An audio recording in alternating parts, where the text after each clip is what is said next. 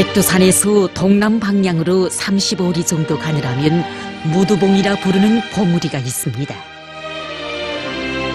해발 높이 1930m로서 절대 높이는 높으나 백두 영암 대지호에 놓여 있는 것으로 해서 상대 높이는 낮습니다. 그래서 멀리서 보면 마치 구름처럼 보입니다.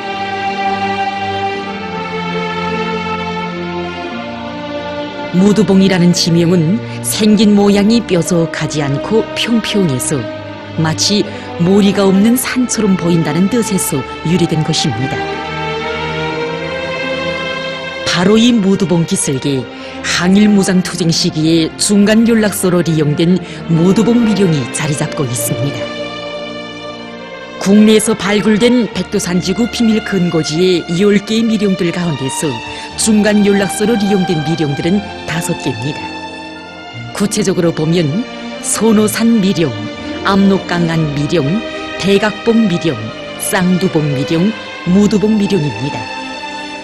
여기서 선호산 미령과 무두봉 미령은 주로 국내에 들어와 활동하던 조선인민혁명군 부대들의 중간 연락소였다면 압록강안 미령, 대각봉 미령, 쌍두봉 미령들은 국내로 드나드는 부대들이 이용하던 연락소였습니다. 여기는 백두산으로 가는 길과 무두봉 미령으로 가는 길이 갈라지는 지점입니다. 1968년 7월 위대한 장군님께서는 백두산으로 가시던 길에 이곳에서 뜻깊은 교시를 남기시었습니다. 언제나 백두산을 안고 사신 오보이 장군님의 심중은 저 글발들마다에 력력히 새겨져 있습니다. 2019년 12월 역사적인 백두전구회로의 행군길에 오르신 경의하는 김정은 동지께서는 바로 이 자리에서 비문의 글발들을 하나하나 읽어보셨습니다.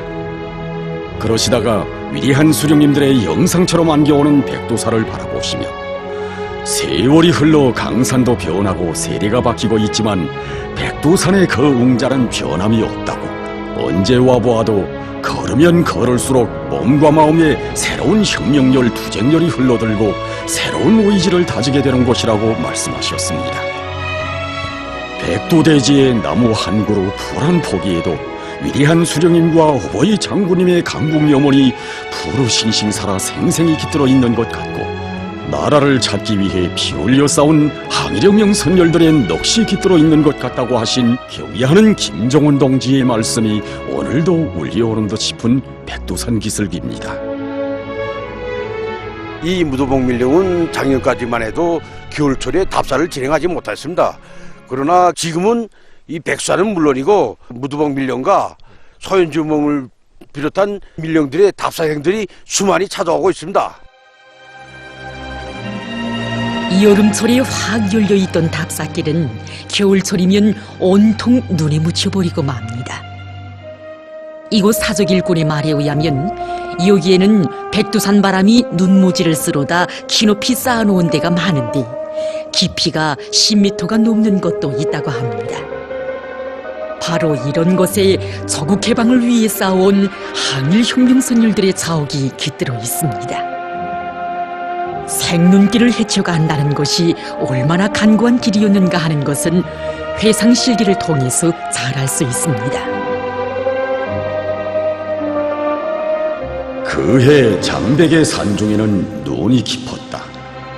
눈이 낮은 데라야 들어서면 가슴을 치는데 그것을 헤치고 나가기란 빈몸으로도 이만저만 어려운 일이 아니었다. 웬만한 기력을 가지고는 앞으로의 전진은 고사하고 그 자리에서 눈을 헤집는 것도 오래 계속할 수 없었다. 몇 사람이 눈 위에 드러누워 디굴디굴 굴어서 눈을 다진 다음 앞으로 전진하기가 예사였다. 아무리 힘이 든든한 동무들도 불과 100m도 못 가서 일어나지도 못하고 쓰러지곤 하였다. 이렇듯 아무리 길이 힘들고 어렵다 하더라도 먹을 것, 입을 것이나 제대로 있어 먹고 입었다면 한결 나았을 것이다. 모진 추위에 손발이나 코, 귀는 물론 온몸이 감각을 잃었고 눈보라는 순식간에 사람을 묻어버리기가 일쑤였다. 얼마나 몸들이 얼고 상했던지 그 이듬해 봄에 모든 지휘관 전사들의 피부가 한 껍질씩 벗어졌었다. 누구든 이곳에 와서 생명기를 헤쳐보면 손발이 시리고 귓뿌리를 도려내는 듯한 주의도 느껴보아야 선열들의 강인성, 투쟁성, 혁명성을 알 수 있고 또 그 주의가 얼마큼 혁명열을 더해주고 피를 끓여주는가 체험할 수 있다고 하신 경의하는 김정은 동지의 말씀의 참뜻을 알 수 있게 될 것입니다. 백두산으로 향한 도로에서 오른쪽으로 800m가량 가느라면 무두봉 기슭에 미령이 낮입니다. 무두봉 미령은 1939년 5월 상순 위대한 소령님께서 간백산 미령회의에서 제시하신 방침에 따라 그 해에 대각봉 미령, 쌍두봉 미령과 함께 건설되었습니다. 미령에는 위대한 소령님께서 계시던 사령부 귀톨집과 2개의 대원실 자리, 4점의 구호나무들을 비롯한 혁명유적 유물들이 보존되어 있습니다. 무두봉 미령에서 누구나 처음으로 받는 인상은 아마 이곳의 특이한 식물상일 것입니다.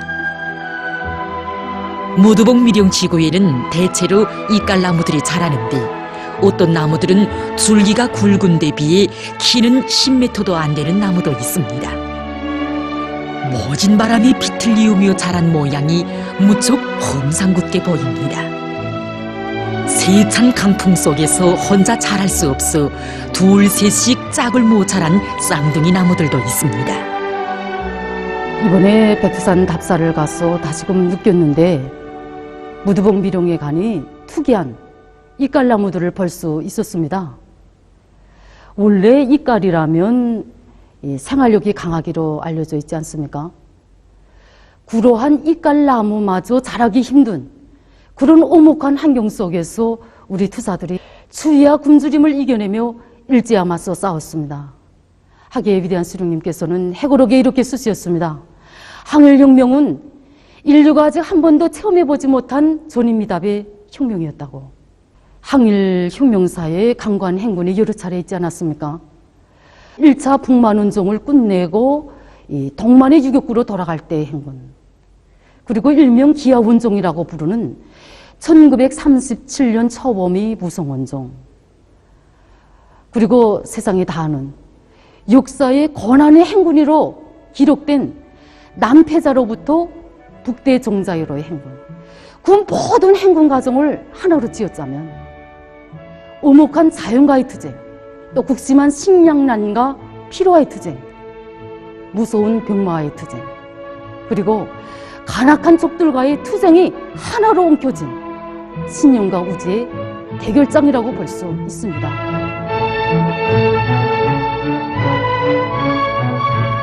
바로 그 신념으로 우리의 항일혁명 투사들은 촉한도 주림도 이겨냈고 금은밤처럼 캄캄한 절망도 이겨냈습니다. 투쟁이 간구하고 격렬한 것만큼 희생은 불가피했습니다. 항일혁명 투쟁이 얼마나 간고한 투쟁이었는가 하는 것은 1972년 4월 22일 위대한 수령님께서 만경대 고향집에서 우리 항일의 노투사들과 만나신 자리에서 하신 교시를 통해서 도달할 수 있습니다. 그날 위대한 수령님께서는 머리에 흰 소리 내린 투사들의 이름을 한 사람 한 사람 불러보시며 유격대 초창기부터 싸운 투사들이 이제는 얼마 남지 않았다고, 빨산 척이 우리 대우는 몇백 명이었다, 그 대우가 몇천 몇만으로 늘어났다가 민생간 바람이 죽고 전투에서 죽고 40년이 지나는 사이에 투쟁하다 살아남은 사람이 몇 되지 않는다. 모택동이 하는 말이 2만 5천의 장족을 하고 나니 다 죽고 살아남은 사람은 900명밖에 안 되었다고 했는데, 솔직히 말해서 우리는 살아남은 사람이 아니라 죽다 남은 사람들이라고 가슴 뜨겁게 교시하셨습니다. 세월의 온갖 시련을 이겨내며 오늘도 꿋꿋이 서 있는 저 이깔나무들은 말해주고 있습니다. 백졸불굴의 혁명정신, 자력쟁생의 혁명정신, 혁명적 낙관주의 정신을 지닐 때 그 어떤 고난도 이겨내고 불사신처럼 일어나 승리자로 될 수 있다는 것을, 저 이깔나무들을 보니까 이깔나무도 자라기 힘든 이 강추위 속에서 우리 항일혁명 투사들이 일제놈들과 싸웠다고 생각하니 그들이 무지가 얼마나 강했는가 하는 것을 더 잘 알게 되었습니다. 또 저 이깔나무들이 꽃길면 꽃길지언정 굽지 않는 그 모양을 보니 우리 항일혁명 투사들이 혁명적 신념에 대해서 더 잘 알게 됩니다. 혁명의 역으라면 이런 험지에서도 주저없이 생활을 편 투사동지들에 비해 오늘의 우리의 준비 정도와 각오 수준이 어떠한가 하는 것을 돌이켜보게 됩니다. 나는 지난 시기 혁명의 역과利益보다도 개인의利益을 먼저 생각한 적은 없는가 하는 것을 돌이켜보면서 투사동지들처럼 높은 정신세계와 순간 녹슬 가다듬을 의지를 가지게 되었습니다. 무두봉 미령지의 골짜기에 자리 잡고 있는 대원실 자리입니다. 오랫동안 이용하게 될 중간 연락소의 사명에 맞게 이렇게 온돌식으로 집을 지었습니다. 그리고 옆에는 돌가마식 밥 짓던 자리도 있습니다. 불과 몇 평방미터밖에 안 되는 집자리. 그리고 밥 짓던 자리는 세월의 흐름과 더불어 이제는 흔적으로밖에 남지 않았습니다. 하지만 이 유물들은 이곳에서의 생활이 얼마나 간고했는가를 생동하게 보여주고 있습니다.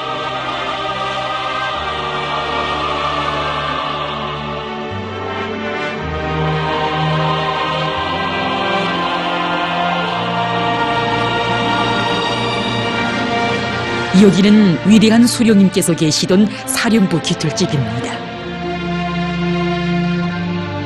한일 전의 그날처럼 붉은 깃 높이 날리며 옛 모습 그대로 서 있는 사령부 귀틀집. 한나라 한민족의 운명을 책임진 혁명의 사령부라고 하기에는 너무도 소박한 기낮은 귀틀집입니다. 수령님께서는 항일무장 투쟁 시기 우리 미령에 3차례 찾아오셨습니다. 1943년 3월 중순에 또다시 우리 미령에 오셨습니다.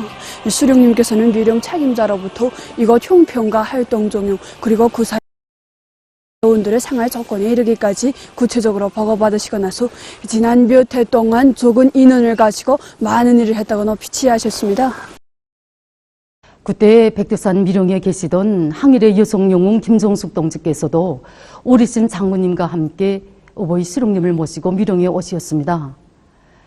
위대한 수령님께서는 사령부 깃들집에서 하룻밤을 보내시면서 대원들에게 조성된 종세를 알려주시고 전 민족이 일제의 체육열전에 떨쳐나서도록 준비시키는 데서 백두산 지구 비밀분고지 성원들이 핵심적 역할을 수행할 때 대한 귀중한 가르치심을 주시었습니다. 그러시고는 앞으로 이 미령에 사령부의 부름을 받거나 또 사업 보고하러 찾아오는 서부대와 정치 공작 서저들이 더 많이 들리게 되는데 중간 연락소로서의 미령의 사명에 맞게 일을 잘할 때 대해서 강조하셨습니다.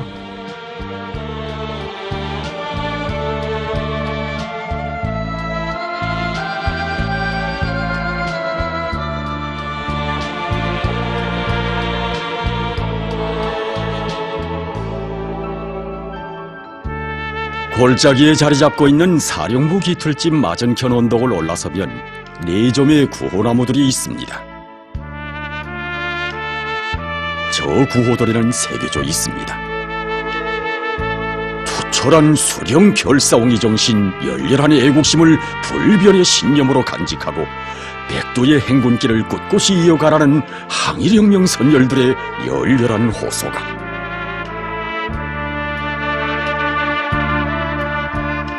무두봉 미령에서 서남쪽 방향으로 10리가량 더 들어가느라면 서연지봉이라 부르는 봉우리가 있습니다. 여기 항일무장 투쟁 시기 후방 미령으로서의 사명을 수행한 서연지봉 미령이 자리 잡고 있습니다. 서연지봉 미령도 무두봉 미령과 마찬가지로 겨울철에는 답사로정이 아니었습니다. 그러나 오늘은 수많은 답사자들이 겨울철에도 이곳을 찾고 있습니다. 서연지봉으로 가는 길도 역시 쉽게 갈 수 있는 길이 아닙니다. 때없이 들이닥치는 눈보라 사태로 길이 막히는 경우가 드물하다고 합니다. 여름철에는 40분 정도면 가다 올 수 있는 십리길을 생눈길을 헤치며 가자면 졸반도 못 가서 맥이 지내버리는 것이 리사로운 일이라고 합니다.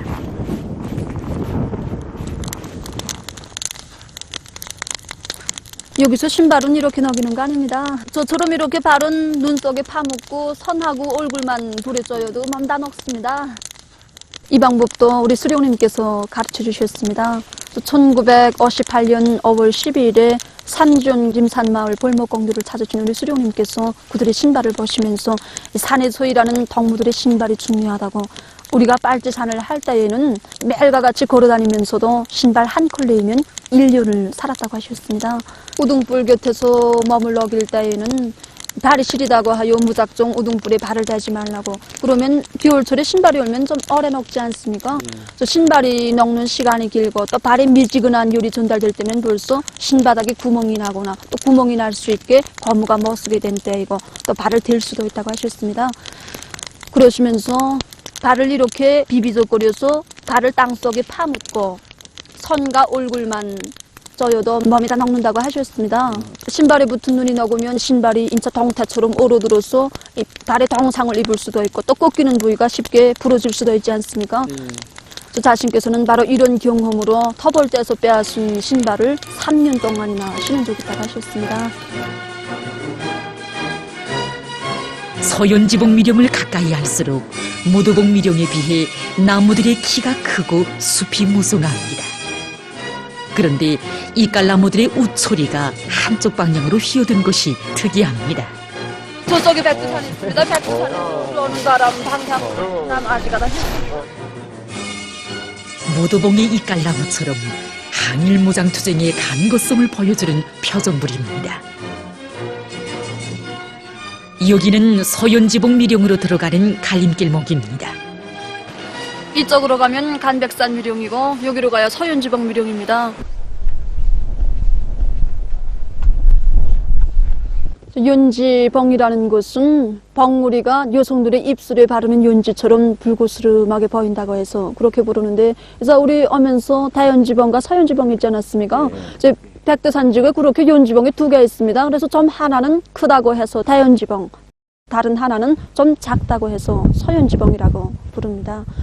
저기 서연지봉에 후방미령이 건설되게 된 것은 위대한 수령님께서 남오도 회의에서 백두산 지구의 비밀근거지를 형성할 때 대한 방침을 제시하시지 않았습니까? 그래서 이 방침에 따라 미령들이 건설되게 되었고 그에 맞게 그들의 생활 조건을 보장하는 것이 매우 중요한 문제로 제기되었는데, 이 문제를 풀자면 매미령들의 후방물자를 공급하는 기지가 반드시 있어야 하였습니다. 그래서 위대한 수령님께서는 1938년 9월에 간백산 미령에서 후방미령을 건설할 때 대한 가업을 주시면서 그 위치를 여기 서연지봉 미령으로 정해주셨습니다. 그래서 수령님께서 서연지봉의 후방미령의 위치를 정해주신 것은 우선 서연지봉의 북쪽에 대각봉이 있습니다. 그리고 동쪽에 무두봉, 남쪽에는 간백산과 증남산, 서남쪽에는 선어산, 이렇게 백두산지구 비밀근거지 한복판에 자리 잡고 있기 때문에 후방물자 보급의 신속성을 안전하게 담보해 주셨습니다. 또한 당시에는 백두산과 서백산을 경계로 해서 함경북도와 함경남도를 갈라보았는데, 아시다시피 서연지봉이 백두산과 서백산 사이에 있지 않습니까? 그러니까 적들이 그 경비 책임을 서로 밀면서 이 지역을 외면하고 있었습니다. 그랬으므로 후방물자를 제때에 안전하게 이것이 들여올 수도 있었고, 또 들여온 물자를 산골짜기를 통해서 매미령들의 신속히 제때 보급할 수도 있었습니다. 서연지봉 미령은 당시까지 꾸려졌던 후방미령들 중에서 규모가 가장 큰 미령이었습니다. 여기에는 부대들의 전투작전과 휴식을 원만히 보장할 수 있도록 무기수리소, 재봉소, 병원, 후방연락소를 비롯해서 모든 조건들이 다 갖춰져 있습니다. 그리고 철저히 위장되고 고착된 미령입니다. 미령의 첫 오구에 있는 후방연락소입니다. 후방연락소는 서연지봉 미령으로 들여오는 후방물자들을 접수하기도 하고 또 다른 미령들에 보내주기도 하는 사명을 수행한 것이었습니다. 전시된 유물들 중에는 크림통도 있습니다. 어버이 수령님께서 회고록에서 네오대원들과 유교권 여성들을 아름답게 내세워주시려 전투에서 로획한 화장품을 보내주셨다고 서술하신 내용이 있는데 혹 저 그림통에도 그런 사연이 깃들어 있는 것은 아닌지.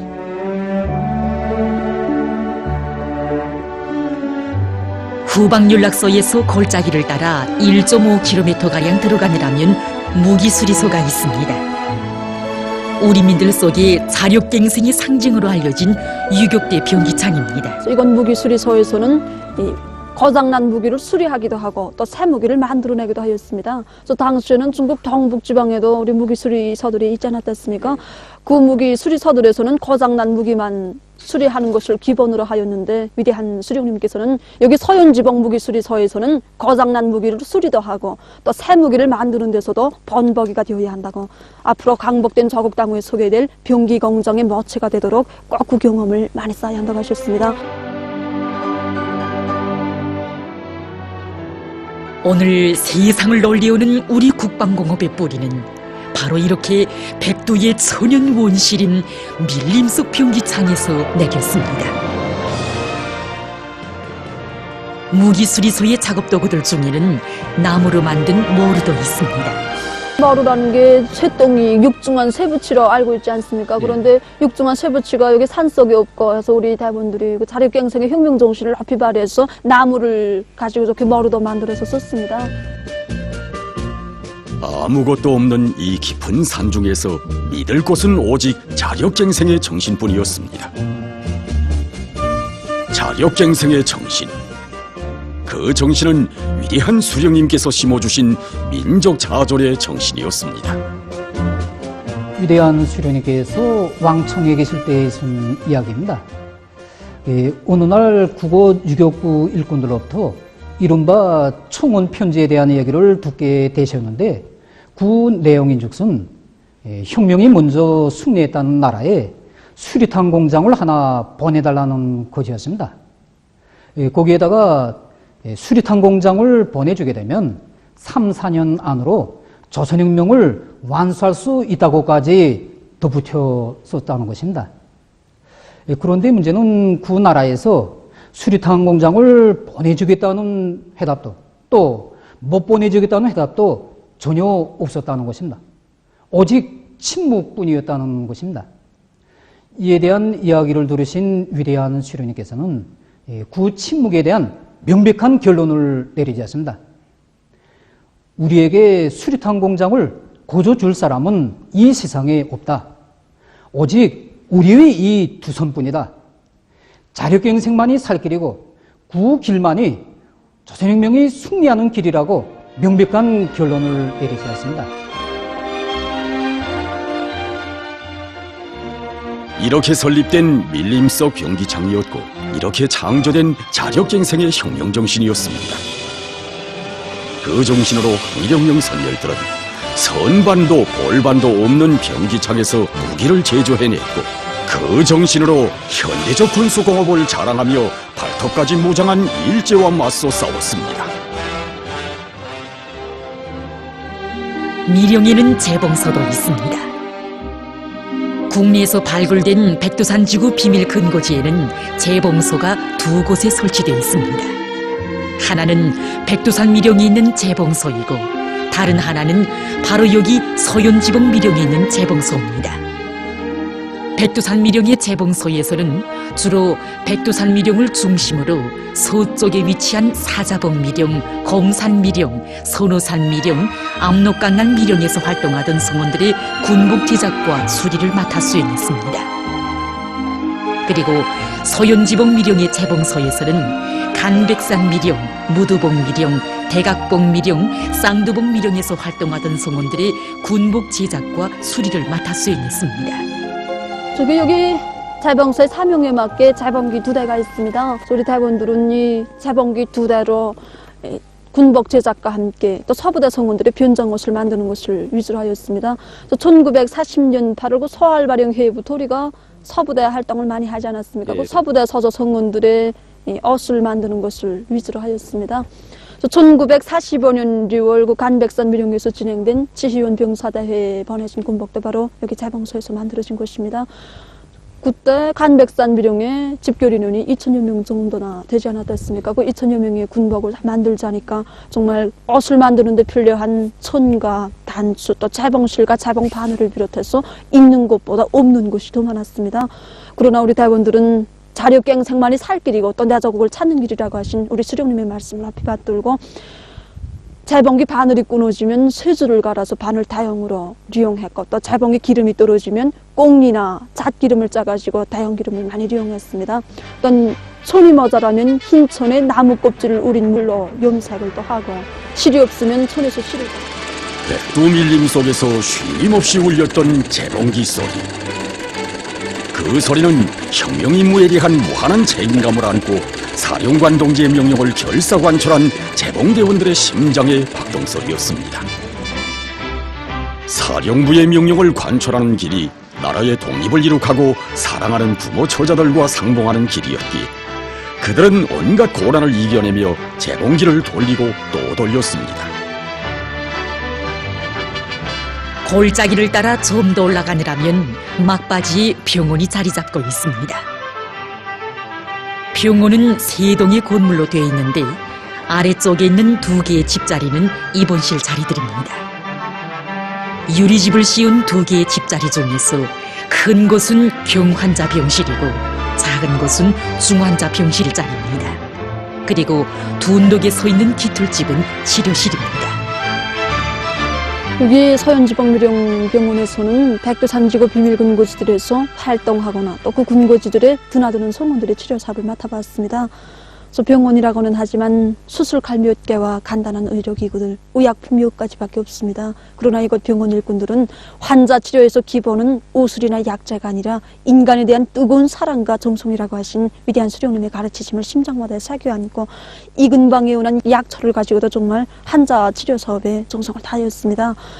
청상을 입은 환자가 들어오면 누름나무 껍질과 담배를 붙여서 덕을 뽑아냈고 또 동상을 입은 환자가 들어오면 콩을 놓은 자루 위에 상처를 넣어서 그 언덕을 뽑아내기도 하였습니다. 또 구리대나무 뿌리를 쥐지어서 타박상 환자에게 붙여주었고 또 상처가 걸문 환자가 있을 때는 누름나무 껍질을 짓이겨서 심주려도 이용했습니다. 치료실에 있는 조약제들은 다 여기 백두산 지구에서 채취한 것들이라고 합니다.